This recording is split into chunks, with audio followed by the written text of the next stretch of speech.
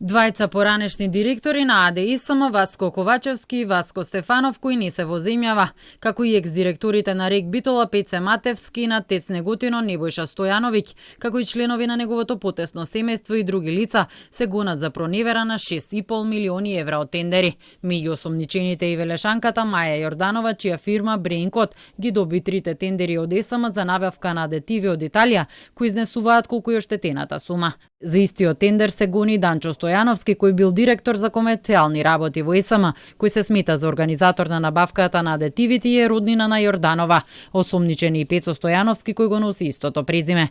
Инаку на тапет на обвинителството за перење пари се и други семејни сделки поврзани со Стојановиќ.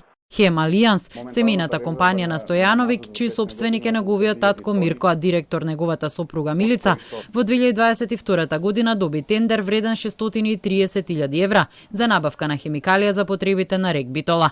На листата на осомничени се и неговиот брат Ранко и Смилја Стојановиќ.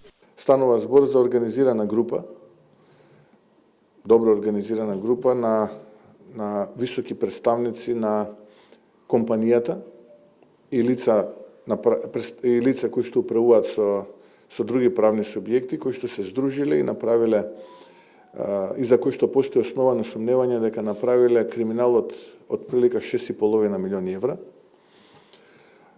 Многу докази се најдени, но тоа ќе го оставам на обвинителството, понатаму на судовите, нели мора да веруваме на презумцијата на невиност.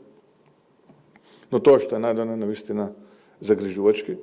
Ковачевски се шпекулира дека се наоѓа во Виена, а државата ја напуштил на 1 септември на граничниот премен со Грција и премиерот Мицкоски потврди дека тој не е во земјава. Но очекувам и тој брго денеска да биде обезбеден пред правдата и сите тие да дадат одговор за овие основани сомневања за кои што се обвинуваат, иако можам да кажам дека голем број од доказите за кои што се сомневавме веќе се обезбедени.